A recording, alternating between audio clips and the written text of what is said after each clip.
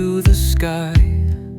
Electric dreams, they aim so high, with platforms shining bold and true. From a Shuli TV to YouTube view, dance to the rhythm, celebrate the name. It's Shuli's fire. Ladies and gentlemen, hello everyone. I give you welcome once again on Shuli TV. Mwaramutse abandi mwiriwe muraho bitewe naho muherereye ndetse bitewe.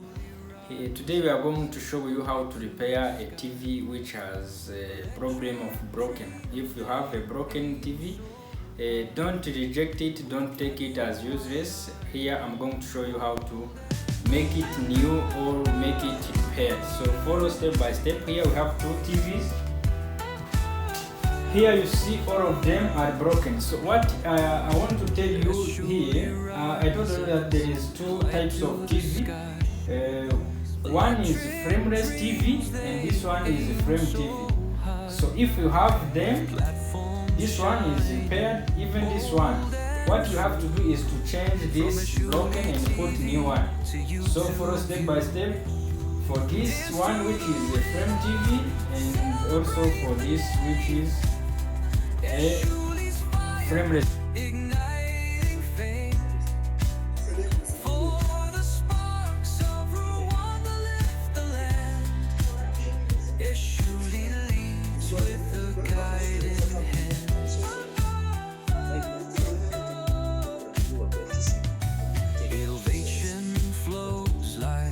Mountain stream, turning ideas to a glowing dream. Through the earth's core, the message runs. Shuli's light, brighter than the sun. Dance to the rhythm, celebrate the name. It's Shuli's fire.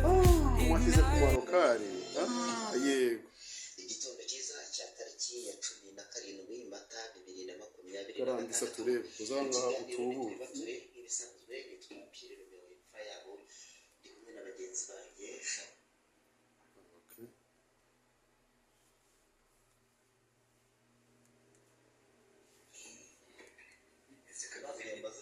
Urabona ko iyi si banini ngiye hano hano hari ikibazo cy'inzara iba muri iki gihe televiziyo birashimishije muri iki gitondo se bitewe Rwanda iravuga ko hagati ya saa 2 na saa 3 hateganyijwe imvura mu mujyi wa Kigali hari amajyepfo n'uturere twa Gicumbi.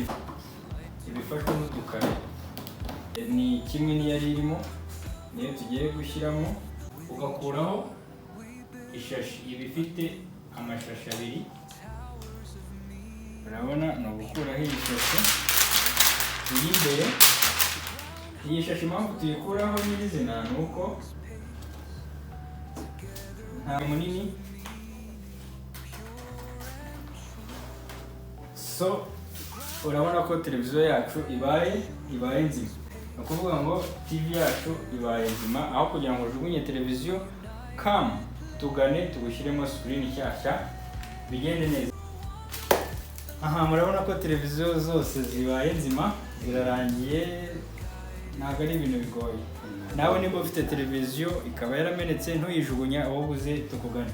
Uyu ni umukiriya wari waje azizanye, reka mu mwanya ababwire uko abonye serivisi igeze ndetse ababwire n'uburyo twabitayeho cyangwa se tubikoze neza.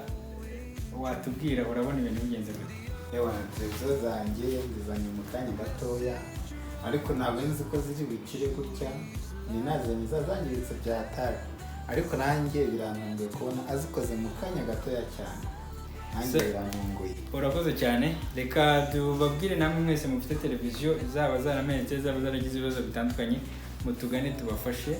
Ibi ni byo dukora umunsi ku munsi, twabigize inshingano kubitaho cyangwa se kubafasha kugira ngo ibintu bigende neza. Reka mbashimire rero mwese twabanye muri ino video.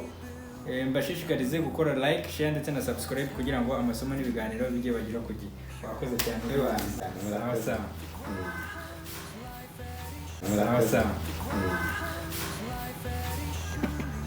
As Shuli rises Uburanga bw'inzu yawe si amarangi cyangwa intebe ziri muri salo. Ntiwibeshye kuko ishema n'icyubahiro cy'ibyo utunze ari televiziyo nziza kandi yakorewe ahantu heza. Ahangaha niho hazira Eshuri Technology Limited. Abangaba ni inzobere mu gukora televiziyo zapfuye bifashishije ikoranabuhanga rigezweho.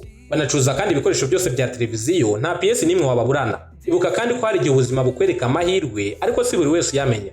Batanga kandi amasomo y'igihe gito ibizwi nka short course, aho mu mezi 3 gusa uba uzi gutekinika televiziyo n'ibindi bikoresho byose bya electronique. Uru ni urufunguzo rw'ahazaza hawe, aho ubuhanga buhurira n'ikoranabuhanga. Eshuri Technology Limited dukorera mu mujyi wa Kigali hafi n'ibiro by'umurenge wa Gitega.